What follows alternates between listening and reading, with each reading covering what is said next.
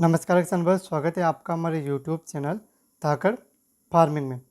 किसान भाई, धान में कल्ले कैसे बढ़ाएं और धान में ज़्यादा से ज़्यादा फुटाव आप किस प्रकार लाएं। आप किस प्रकार धान में ज़्यादा से ज़्यादा कल्ले बढ़ा सकते हो, किस प्रकार आप धान में अच्छी ग्रोथ ला सकते हो। क्योंकि किसान भाई, अगर धान में आपके कल्ले अधिक आएंगे, ग्रोथ अच्छी होगी, तभी आपके धान की पैदावार भी अधिक होगी। इसके साथ ही अगर धान में आपकी रोग प्रतिरोधक क्षमता ज़्यादा है धान की फसल की, तो रोगों का अटैक भी आपके धान की फसल में कम होगा। तो ये चीज़ें किसान भाई आपको किस प्रकार करनी है, कौन सा खाद डालना है जिससे कि आपके धान में ग्रोथ अच्छी हो, कल्ले ज़्यादा मात्रा में और धान में आपके रोग प्रतिरोधक क्षमता भी आपके धान की फसल की बढ़ सके। तो इसकी जानकारी किसान भाइयों मैं आपको इस वीडियो में देने वाला हूँ, इसलिए आपसे निवेदन है कि आप वीडियो पूरा देखें। और अगर आप पहली बार हमारे यूट्यूब चैनल पर और अब तक आपने हमारे यूट्यूब ने सब्सक्राइब नहीं किया है, तो नीचे स्क्रीन पर सब्सक्राइब वाले बटन को दबा के आप हमारे यूट्यूब ने सब्सक्राइब जरूर कीजिए, वीडियो को लाइक कीजिए और वीडियो अच्छा लगे तो अन्य किसान भाइयों तक ज़्यादा से ज़्यादा शेयर भी ज़रूर कीजिए। तो चलो बात करते हैं किसान भाई, धान में कल्ले कैसे बढ़ाएं। किसान भाई, धान में ग्रोथ बढ़ाने के लिए, कल्ले बढ़ाने के लिए और धान की रोग प्रतिरोधक क्षमता बढ़ाने के लिए किसान भाई कई तरीके की खाद का उपयोग धान की फसल में करते हैं।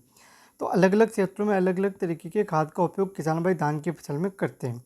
तो आपको किस खाद का उपयोग करना है जिससे कि आपकी तीनों चीज़ें हो जाएं। किसान भाई, जिस खाद के बारे में मैं आपको बताने वाला हूँ उसका उपयोग करने से आपके धान की रोग प्रतिरोधक क्षमता भी बढ़ेगी, ग्रोथ भी बढ़ेगी और आपके धान में कल्ले भी आपको अधिक मात्रा में मिलेंगे। इसके लिए सिर्फ आपको एक ही खाद का उपयोग करना है, अलग अलग खाद का उपयोग नहीं करना है। सिर्फ एक खाद का उपयोग करने से आपके ये सारी चीज़ें हो जाएगी।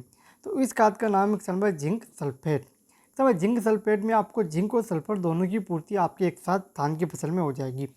जिंक किसान भाई आपके रोग प्रतिरोधक क्षमता धान की फसल में बढ़ाता है। अगर रोगों का अटैक धान की फसल में अगर आपके ज़्यादा होता है, तो जिंक की पूर्ति होने से आपके रोगों का अटैक धान की फसल में होना कम हो जाएगा, आपके रोग प्रतिरोधक क्षमता धान की बढ़ जाएगी। इसके अलावा अगर आपके धान की ग्रोथ कम है, धान अच्छे से नहीं चल रहा है, तो जिंक की पूर्ति होने से आपके धान की ग्रोथ होना भी शुरू हो जाएगी, धान किसान भाई आपके अच्छे से चलना भी शुरू हो जाएगा। इसके अलावा सल्फर की पूर्ति होने से किसान भाई आपके धान में कल्ले अधिक मात्रा में देखने को मिले, क्योंकि जिंक सल्फेट की पूर्ति होने से जिंक और सल्फर की पूर्ति एक साथ हो जाएगी, तो आपके कल्ले भी आपको अधिक मात्रा में देखने को मिलेगी, क्योंकि सल्फर भी बहुत ही महत्वपूर्ण रहता है धान की पैदावार बढ़ाने के लिए।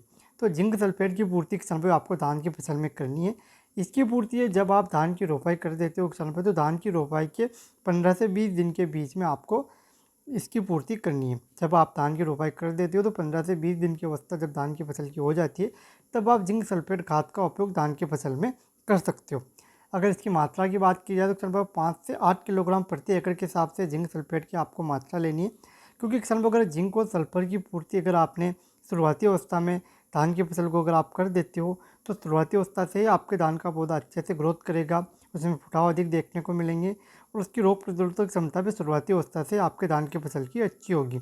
तो आगे चलकर आपका जो पौधा है अच्छे से फुटाव करेगा, तो उसमें कल्ले अधिक मात्रा में आएंगे, कल्ले अधिक आएंगे तो किसान भाई आपके धान की पैदावार भी आपको अधिक देखने को मिलेगी। तो इसके लिए आपको शुरुआती अवस्था में 5 से 8 किलोग्राम प्रति एकड़ के हिसाब से जब आपके धान की फसल की आपने रोपाई कर दी है और 15 से 20 दिन निकल गए हैं, उस समय आपको जिंक सल्फेट खाद का उपयोग धान की फसल में करना है। तो धन्यवाद किसान भाई, मिलते हैं नए वीडियो में नई जानकारी साथ। तब तक आपसे निवेदन है कि आप हमारे यूट्यूब चैनल को सब्सक्राइब करके जरूर रखें। धन्यवाद किसान भाई।